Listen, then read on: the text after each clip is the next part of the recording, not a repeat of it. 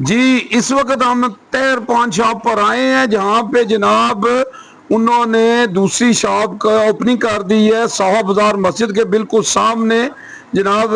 तो बेहतरीन पान है और ज़बरदस्त किस्म के पान लगा रहे हैं।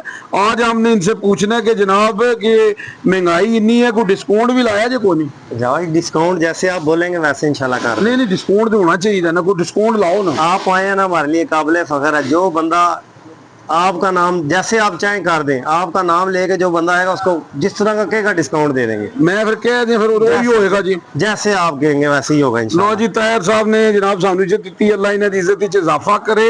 ਤੇ ਮੈਂ ਜਨਾਬ ਤੁਹਾਨੂੰ ਡਿਸਕਾਊਂਟ ਦੇਵਾਂਗਾ। ਪਤਾ ਜਾਵਾ ਜੀ ਡਿਸਕਾਊਂਟ ਹੀ ਦਿੰਦੇ ਨੇ। ਤੇ ਜਨਾਬ ਸਾਡਾ ਇਹ ਡਿਸਕਾਊंट है जनाब कि आम पान का क्या रेट है जी?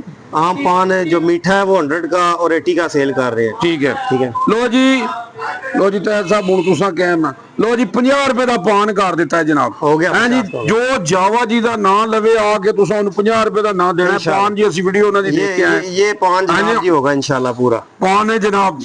ठीक है यही जी। पान होगा और इंशाल्लाह 50 रुपए का जावा जी के लिए। लो जी ड्रेस बता दो जी फेरी कोई। सराफा बाजार में आज है मस्जिद के बिल्कुल सामने इंशाल्लाह। ठीक है। ये अशरफ करियाना इसी के कॉर्नर पे मैंने सेटअप शुरू किया मस्जिद के बिल्कुल सामने।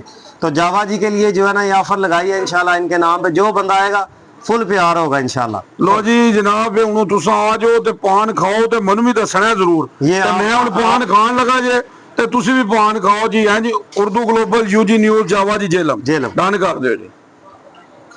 सुभान अल्लाह।